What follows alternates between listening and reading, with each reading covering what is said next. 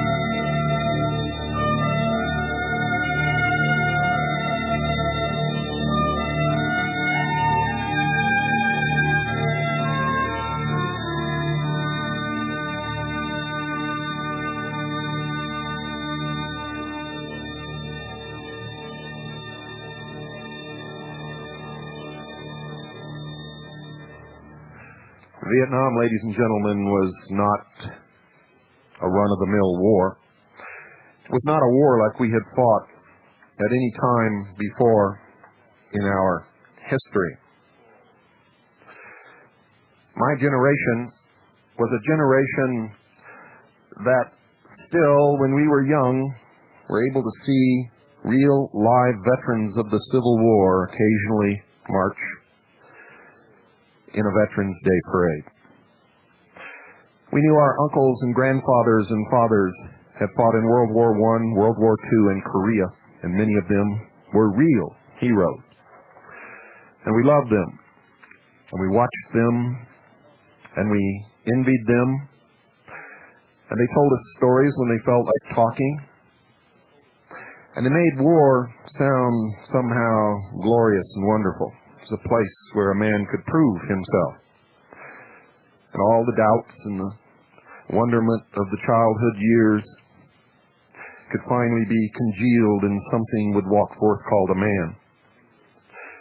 So many of us looked forward to what we called our war. Women may not understand some of the things that I'm going to talk about tonight unless they served in Vietnam, and I know many women did. I don't know if any are listening to this broadcast. Men, when I was growing up, were raised totally different than women. Boys and girls did not play with the same toys, were not expected to grow up to occupy the same professions. And I'm not going to get into whether that was right or wrong. It just was. It just was, folks. And me being a child, I never questioned it. It just was the way that it was.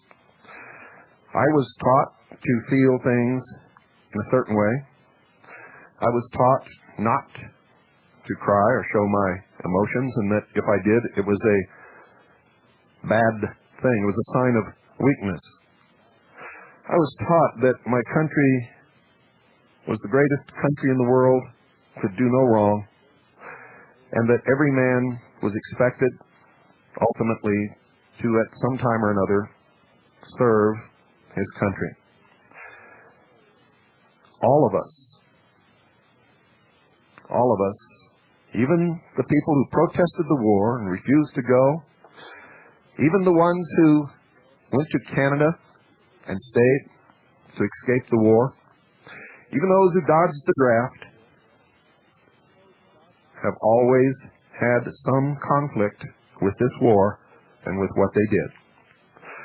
The veteran and the draft dodger alike. It made no difference.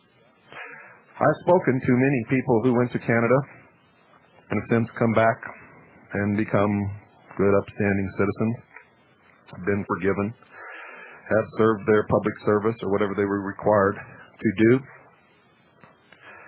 And sometimes late at night, deep in conversation, when everyone else has gone to bed, they've confided in me that they've always wondered if they did the right thing.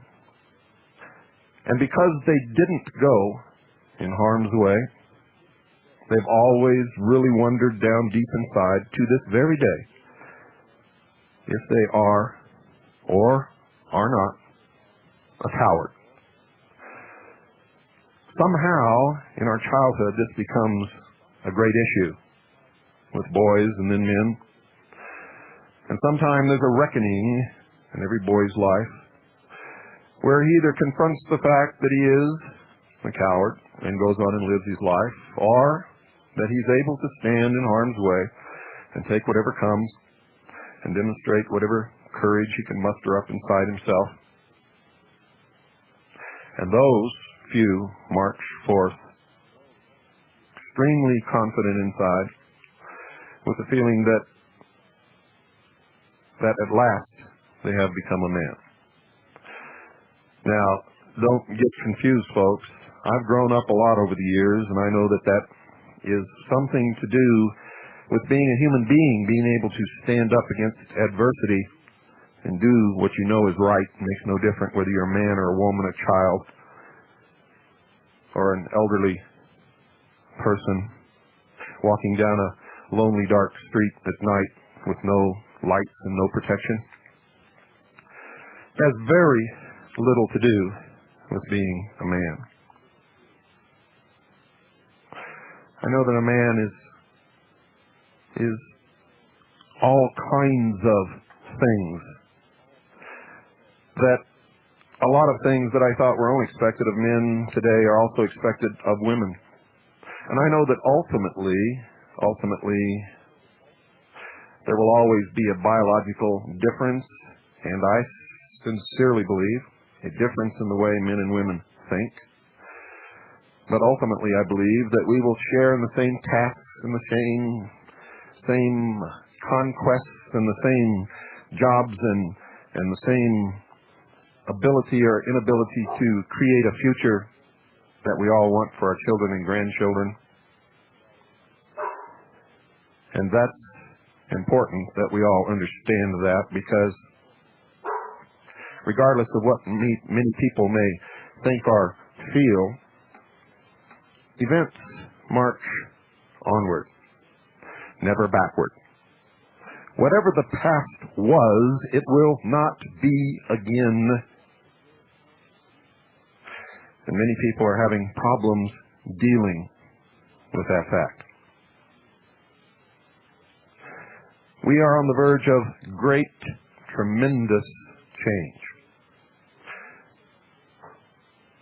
The only thing that we know in this world that is absolutely certain is that the world will change. Things will change, people will change, cities will change, countries will change. Technology will change. The way we live our lives may change. But what was cannot be. Understand that. And that's one of the biggest problems with those of us who fought in Vietnam. And is the biggest problem with those who have not come to grips with what they did or did not do in Vietnam. You see, because some of the problem with some of the Vietnam veterans, even though they may claim tremendous combat experience, is the fact that they went and never faced the enemy. And they cannot face that within themselves, even though it wasn't their fault. There are those of us who underwent extensive, terrible, terrifying combat experiences.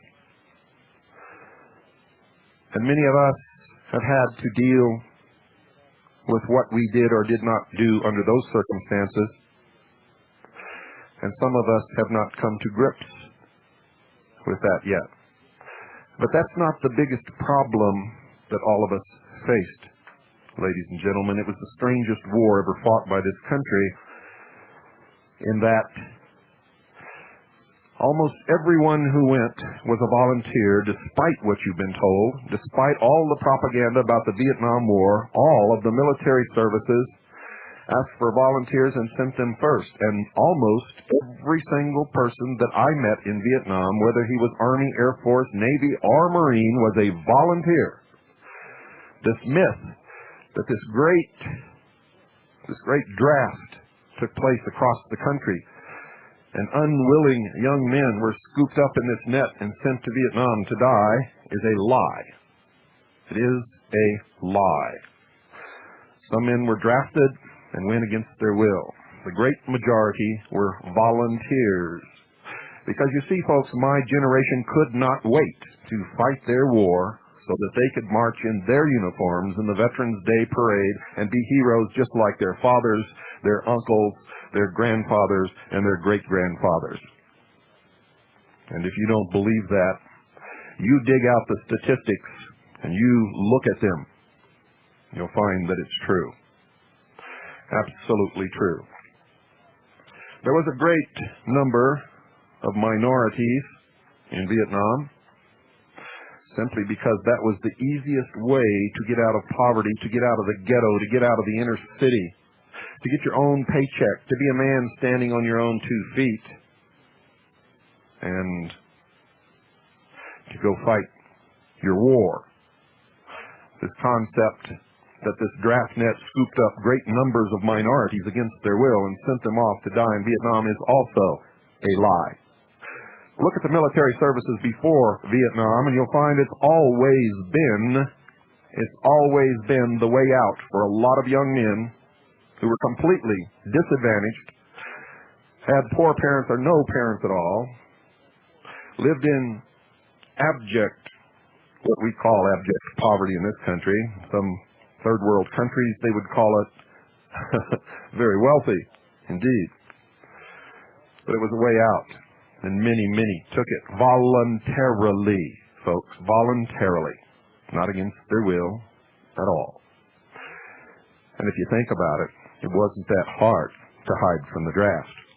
And not only that, if you refused to take the oath or sign your signature, there was nothing anyone could do to force you into the military service, because the law states no one can force you to sign your signature on anything, nor can they force you to take an oath.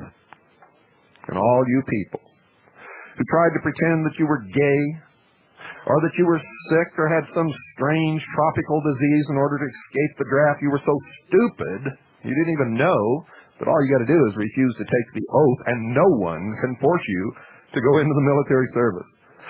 For without taking the oath, you cannot be abducted, and no one can force you to take any oath, period, ever in your life in this country.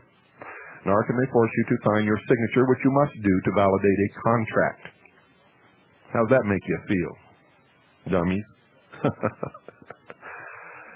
You know, when I went in to take my oath, I didn't see anyone refuse to take it.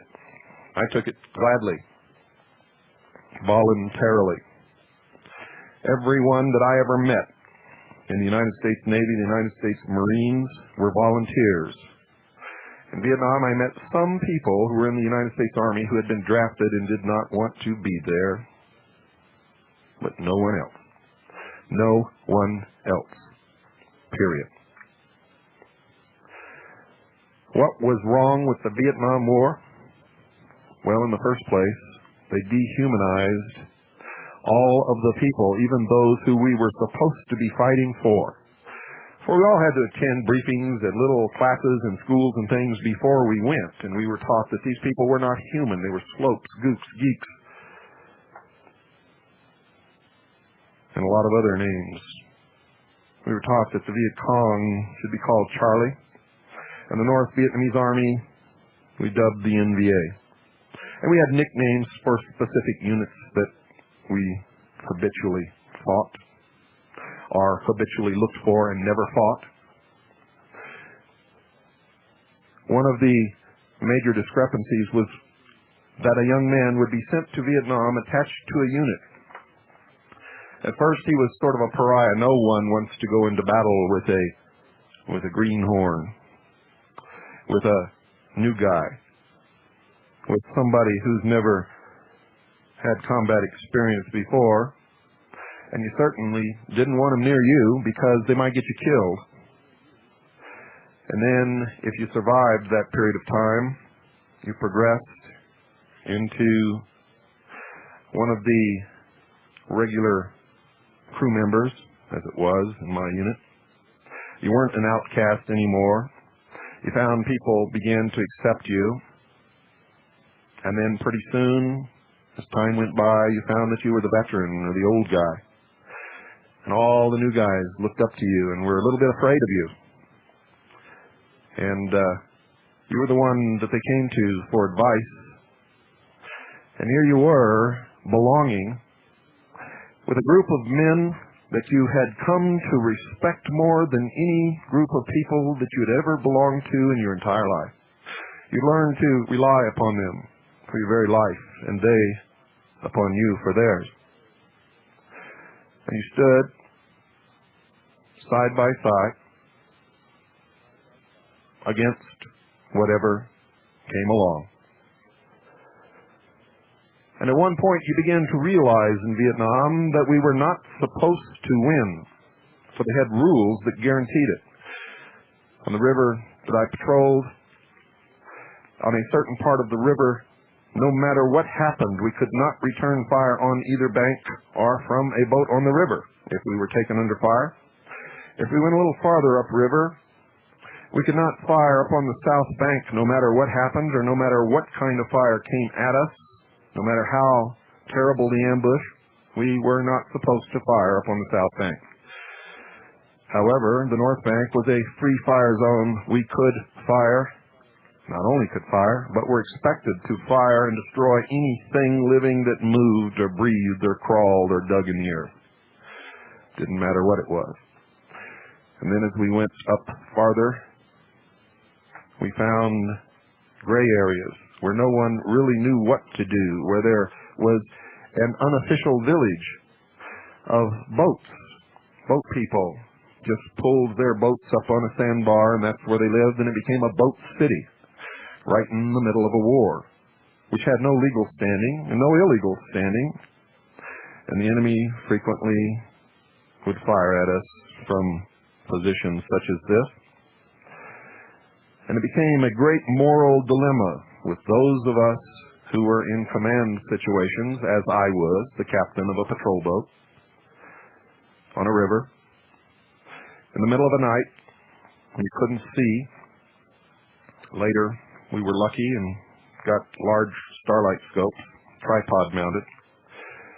And then we could see, but everything was the same color, green, and it was difficult to distinguish what was what, but eventually we learned, after killing not a few water buffalo.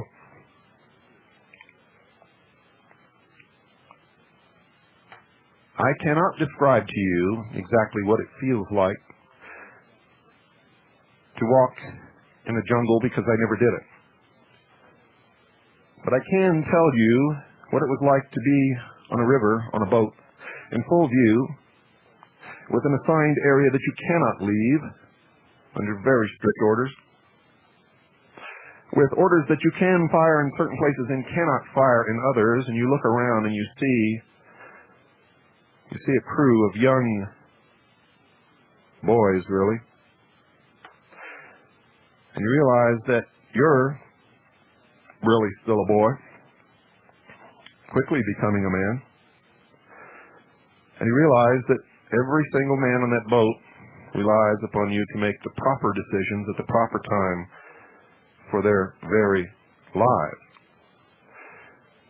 And then I came to realize that I relied on each one of them being able to carry out any order that I would give them, or being able to stand at their weapon, no matter what type of fire was directed at us,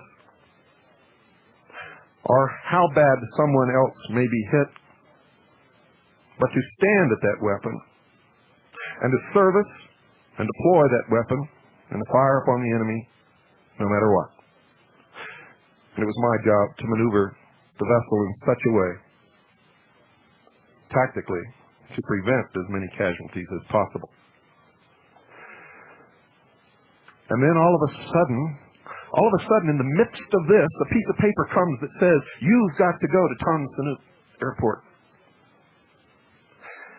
in Saigon and leave the country because your tour of duty is over. And this is what many Americans have never, ever understood.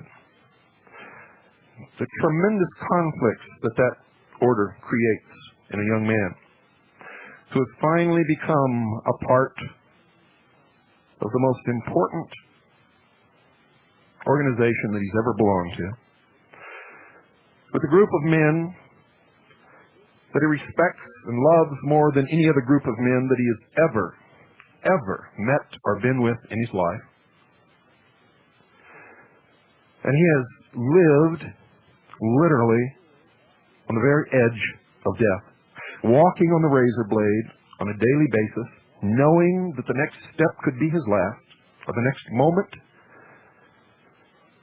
an eternity, the very end of his earthly existence. And he knows, finally, for the first time in his life, what life is really all about, what it really means. And so that unit and that river and that boat and that conflict become overwhelmingly the entire focus of everything that has ever come to bear upon that young man. And it becomes his very existence. And now he's told he has to leave. This never happened in other wars, ladies and gentlemen, so it didn't have the effect that it had on Vietnam veterans.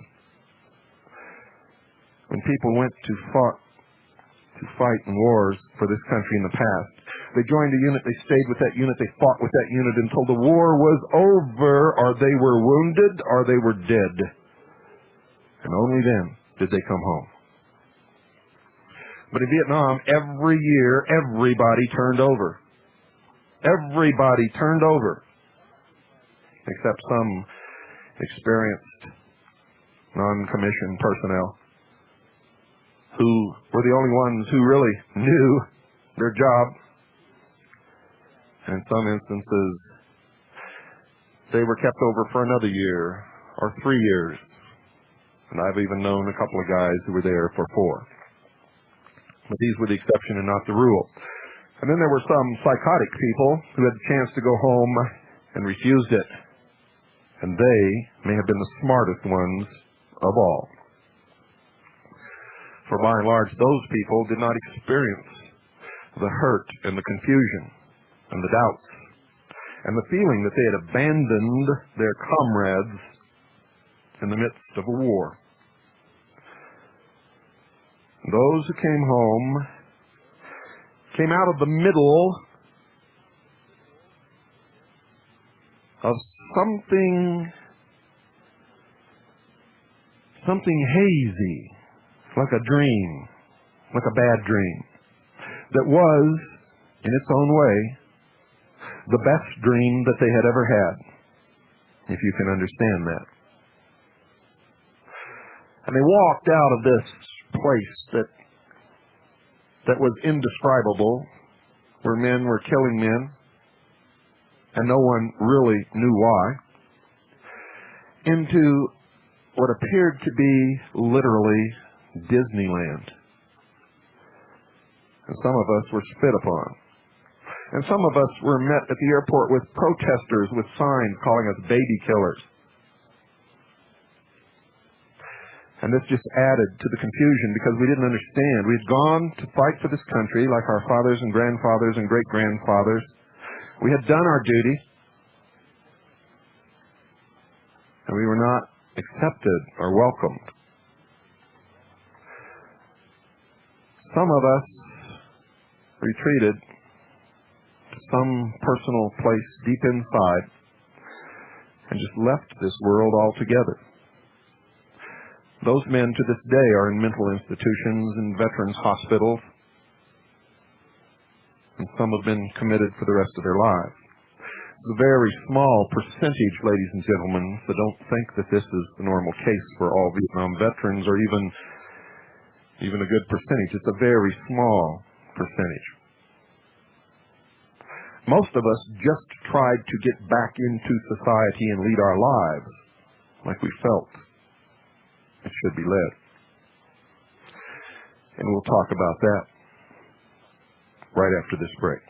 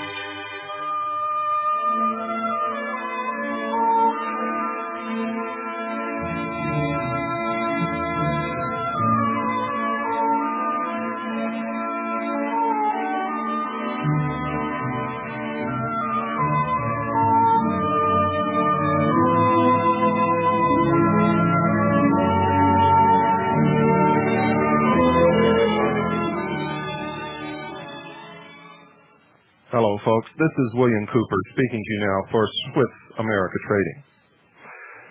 Many of you have wondered and asked, as I've made my speaking tour around the country, how can I save my assets?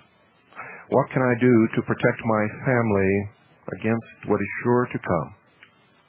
For if the coinage has been debased and there is nothing backing the dollar, eventually, as the debt begins to pile for the United States of America and exceeds every reasonable limit,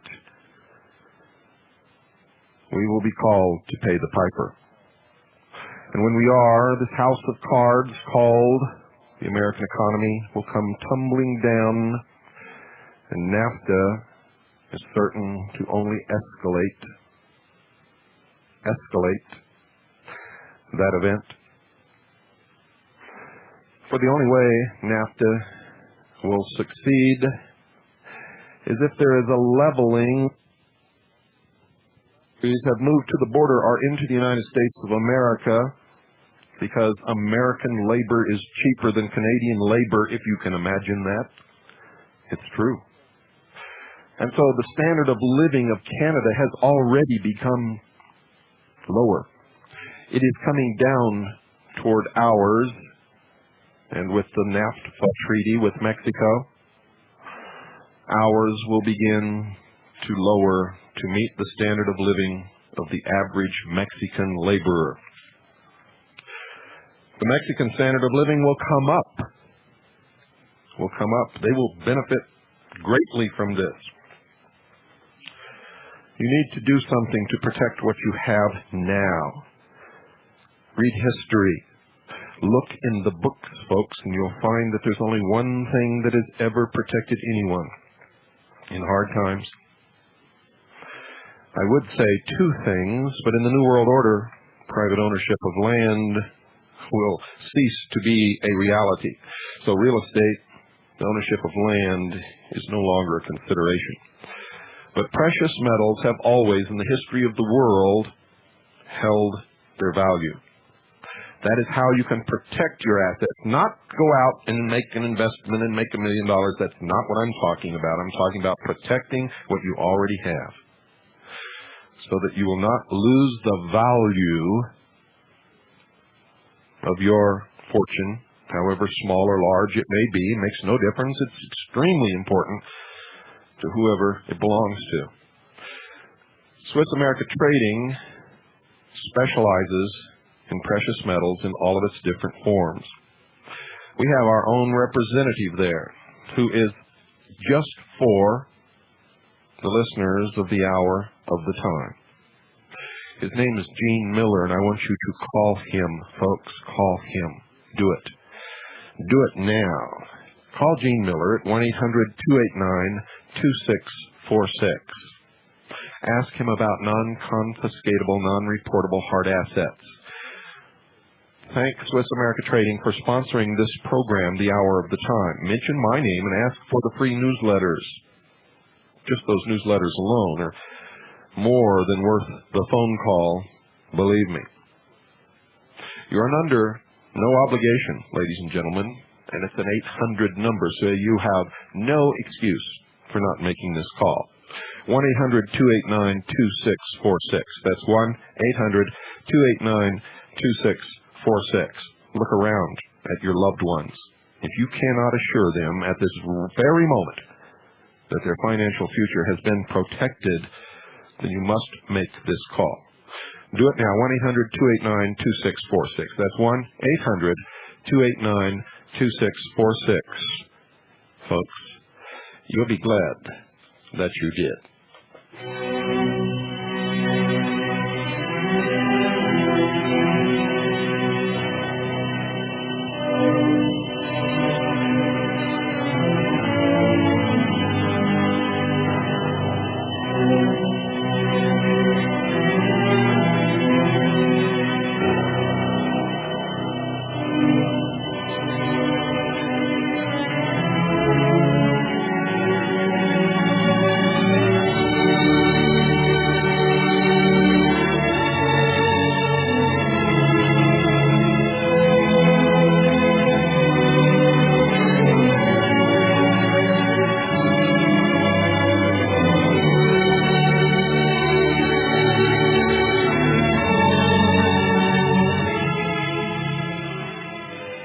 those of us who came home and tried to continue our lives found that the old saying, "you can't go back home," is absolutely true.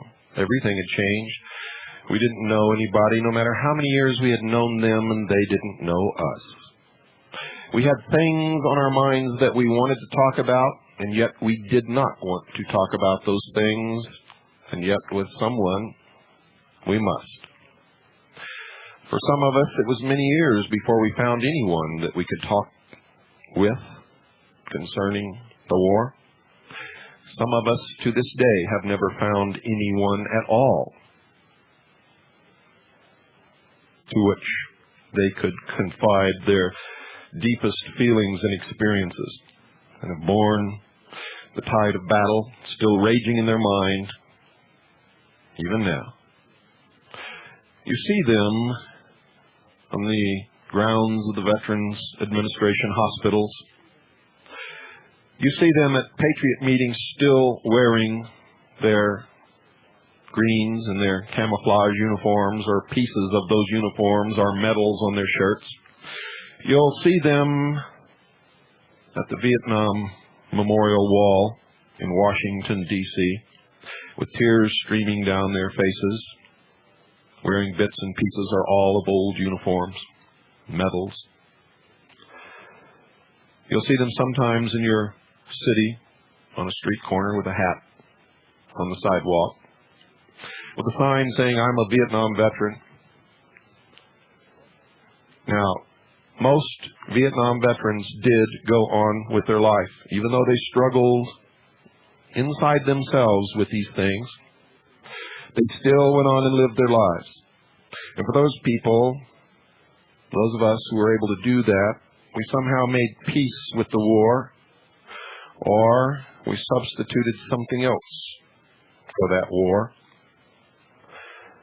The biggest problem with those who have not been able to come back all the way, to really come home, they still feel inside themselves that they deserted their comrades.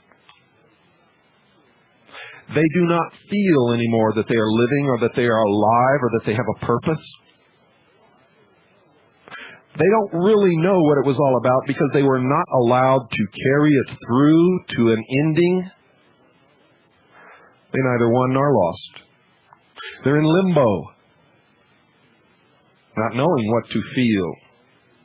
They know this, though: they remember their fathers and their uncles and their grandfathers and their great-grandfathers. They remember the Veterans Day parades when they were young. They remember the John Wayne movies. And they know that they are supposed to be a part of that, and they are not. They are not.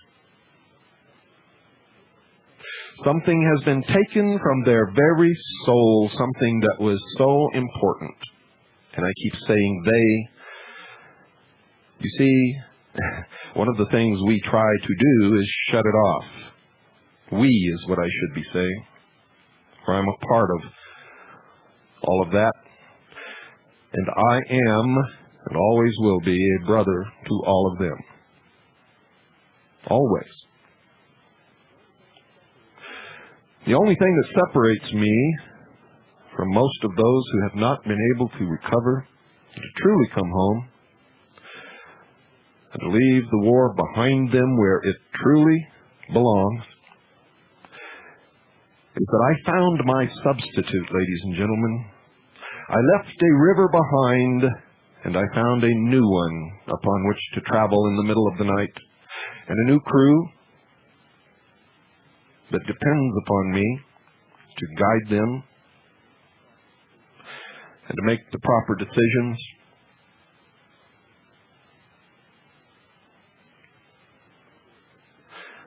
I can remember it was a big thing on my boat for me. After a while, nobody else even paid any attention, but I always did. I never ate one bite of food until all my crew had either eaten or expressed a desire not to eat. It may not mean a lot to many of you, but it meant an awful lot to me. It still does. I'm talking to all of you out there who may still be struggling with that war. I know how you feel because I've had the same feelings. When I left my crew to come back, I tried everything I could try to extend my stay and not have to leave, and I was told that there was no way that I could do it. They'd already decided to turn the war over to the South Vietnamese and that we were leaving. I knew that before the newspapers knew it.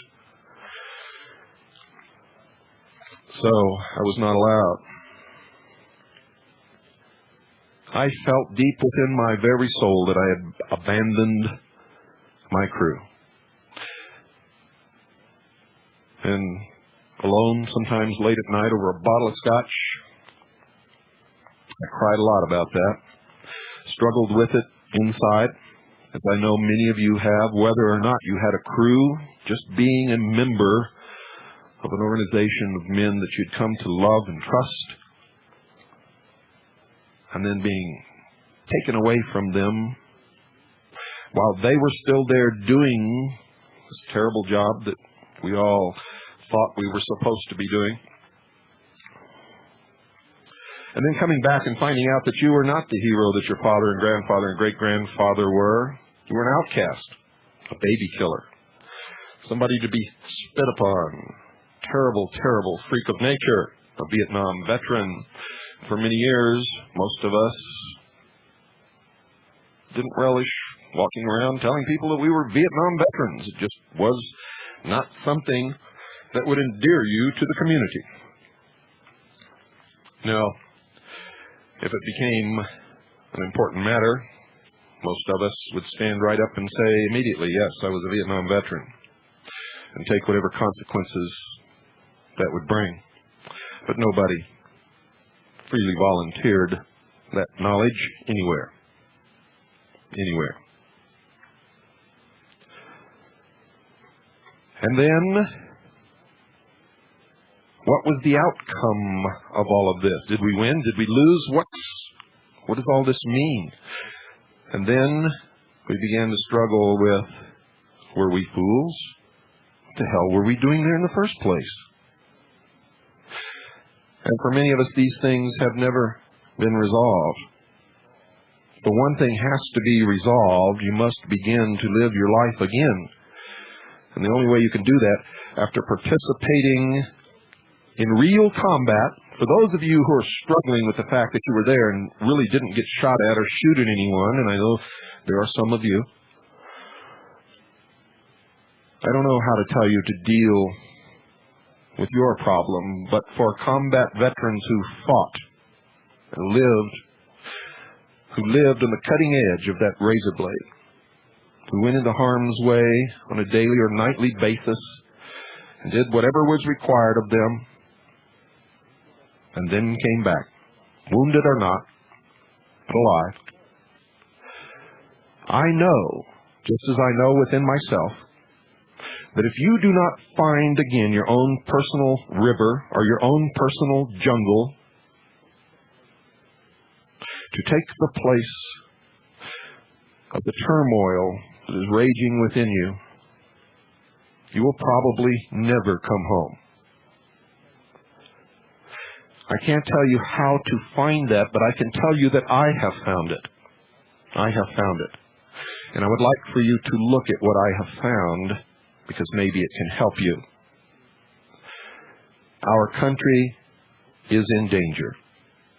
This time for real. We were fighting in Vietnam a war that had nothing to do with the United States of America or the Constitution or the Bill of Rights. We have a chance to fight another war, a war that really means something to us and that will have a clear ending.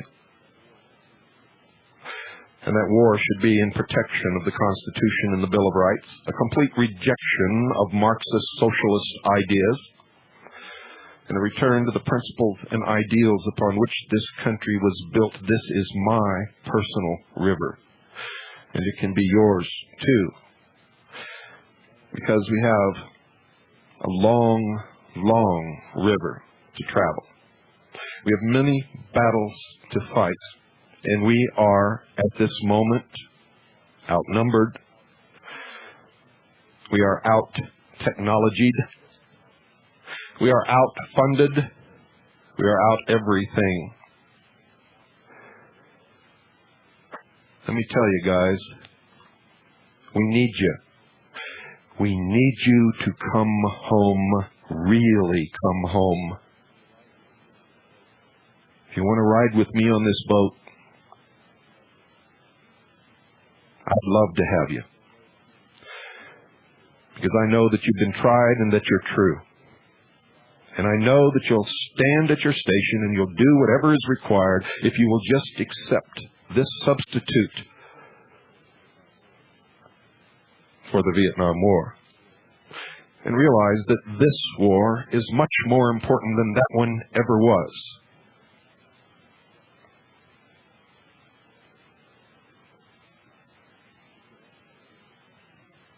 And if you'll understand that the future and the freedom of all that comes after us will depend upon whether or not we win or lose this war, but there will be no limbo. And that, I'm sure you'll agree, is important to all of us. I'd like to hear from some of you. And I'd like to hear if this makes sense to you. It makes sense to me, but it may not make sense to anyone else. If you fought in Vietnam, I'd like to have a call from you right now for the next 10 or 12 minutes. I'd like to hear what you think about what I have just said.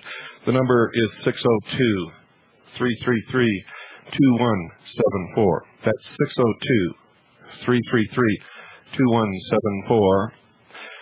And I won't be too disappointed if no one calls, because I know what kind of emotion this brings up. And the reason I did this show was the other night, late at night, everyone had gone to bed. And I don't know, 1 or 2 o'clock in the morning, I was sitting there watching the satellite. And all of a sudden, the Vietnam Memorial was right there in front of my face. And all of a sudden, the tears just began to come down my eyes. And the next morning, an old friend called who had fought in Vietnam. And if you understand the synchronicity, maybe that's what happened. He wanted to talk about the way he was feeling about some of the things that I've discussed tonight. And so I sat all day yesterday. As I was giving thanks with my family and with Carolyn, I thought an awful lot about Vietnam and about Vietnam veterans and about the state of this country today, and about this river that I am fighting upon today. Good evening. You're on the air. Hello, this is Mike Orr from Sheridan, Wyoming. Hi, Mike. I need you to turn off your radio. Okay. Wow, I got through. Yeah, you did. Yeah, I was a Vietnam era veteran from 1968 to 1971. I got a 3-month cut. And I've heard a lot of stories of, I remember one incident, I was just talking to a veteran today, this evening, who was a door gunner in Vietnam. There's a lot of trauma from that. And we were just exchanging stories about things we heard over there. And I remember talking to an aviation bosun's mate who talked about nuclear devices that were deployed over there, little cubes or something that they dropped. And then just this last summer, I heard through a friend I work with, secondhand information from a Oriental person who is a citizen of the United States during the war, and who was and is now. And he talked about a device that was like a porcupine. It was a round ball with projections sticking out of it, and they dropped it over a certain section of the jungle. I don't know where it was. and it was an implosion. They went down afterwards to investigate, and all the trees is blowing inwards. So I hear a lot of stories, and another friend of mine who I work with, her family had a son in Desert Storm who experienced biological warfare, gas warfare, I believe one of the two, and now it's come to light in Congress, I believe, where they're investigating some of these stories that troops have been exposed to, things like that, where officially it was denied. So yeah, a lot of things were denied. How did you feel about my suggestion tonight? Well, I just turned you on. I was watching a show, and I flipped it off and decided to see what shortwave had to offer. And So you just caught the tail end of the program? Yes. Okay.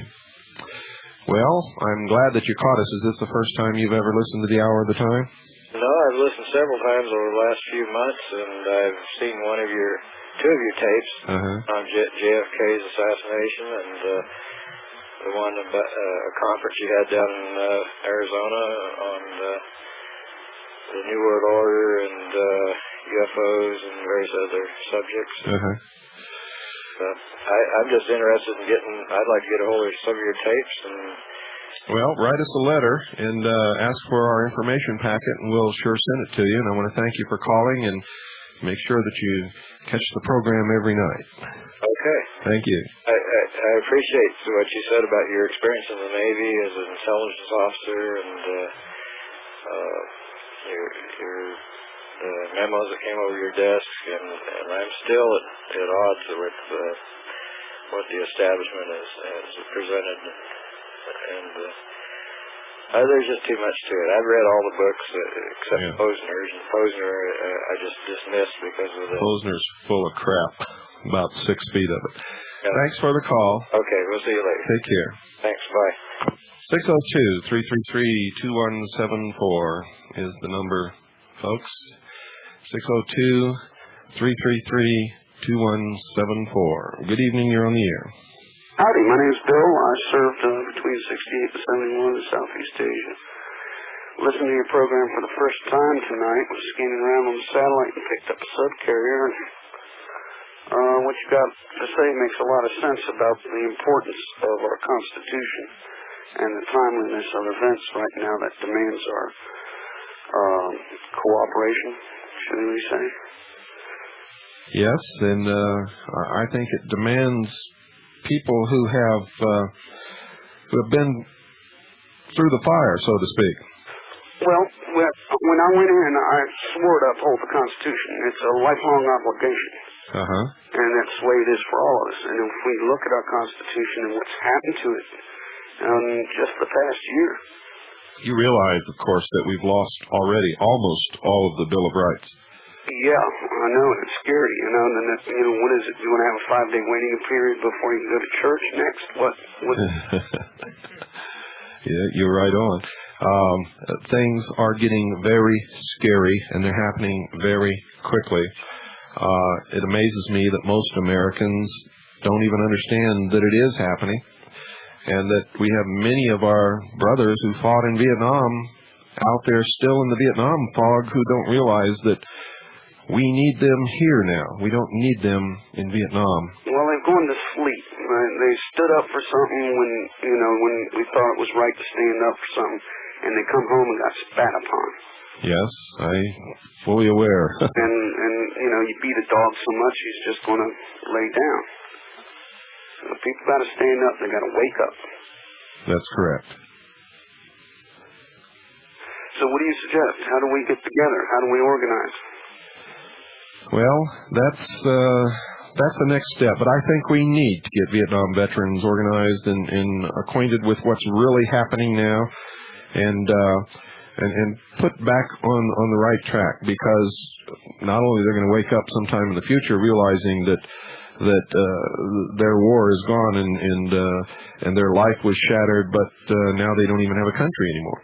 Right, and the thing is, we've got to wake up and like most of the Vietnam and veterans organizations that have approached me, I've shied away because these guys are still living in the past, man.